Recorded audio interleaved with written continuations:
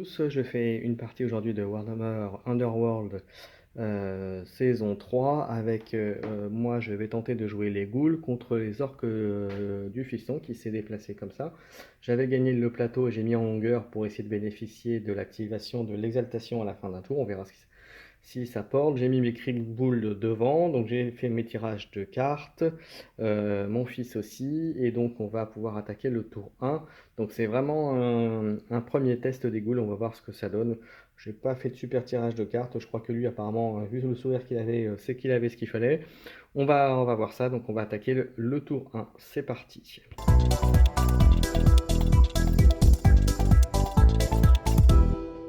Tour 1, voilà où en est la situation sur le champ de bataille. Donc vous voyez que j'ai bougé mes figurines un petit peu.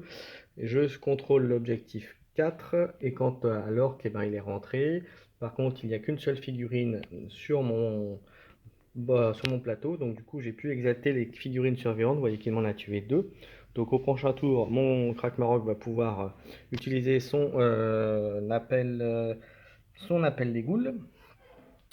Et ensuite, au niveau des figurines chez le fiston, il y a 3 qui se sont exaltées. Il a pu, vous voyez, il a déjà 3 points de gloire, dont 1 utilisé. Au niveau des cartes, il a marqué l'objectif risque calculé. Il m'a bien eu avec proie indomptable et le piège à fausse. Voilà, il a utilisé aussi le pacte, l'horrible pour s'exalter et la hache de négation. Voilà pour les cartes qui ont été jouées par lui. Et quant à moi, bah, j'ai pas joué grand chose à part que j'ai réussi à scorer la gloire de la cour puisque j'ai mes combattants exaltés à la fin du tour. Donc voilà, et donc on va passer au tour 2 et voir à quel bois. Donc pour l'instant 3 à 1, mais un petit avantage pour les orques quand même. On va voir ce que ça donne. Allez, on passe au tour 2.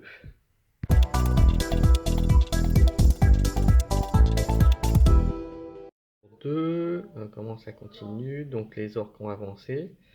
Moi j'ai réussi à prendre les objectifs. L'appel a fait spawner un ghoul ici et j'ai bougé avec un subterfuge. J'ai pu décaler le, l'objectif avec la carte, voilà, trophée insaisissable. Vous voyez que j'ai quand même 3 morts, donc je vais pouvoir ramener à la vie lui, puisque c'est une crypt ghoul, donc on va voir ça tout à l'heure. En objectif, j'ai marqué suprématie, et pour le roi, parce que je tenais 3 objectifs à un moment. Voilà, et de lui, il n'a pas marqué, mais il a par contre tous ses orques sont exaltés. Il est à 5 points de gloire, moi je suis à 6, donc pour l'instant je mène. Et voilà, il n'a pas eu trop de chance sur les capacités, sur ses attaques, heureusement pour moi. Voilà, on va faire le tour 3 qui va nous départager voilà, pour ce petit rapport de bataille. Allez, on passe au tour 3.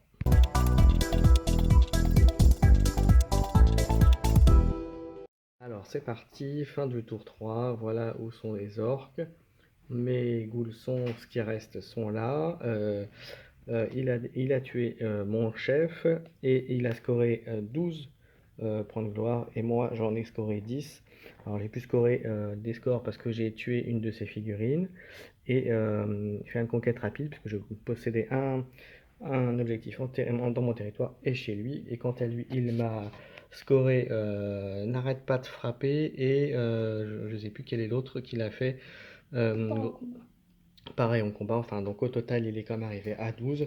Je vais quand même tuer un de ses orques, mais au final je pensais avoir partie gagnée en scorant au tour d'avant, en remontant un petit peu les points de gloire avec suprématie et le fait d'avoir 3 objectifs, mais ça n'a pas suffi.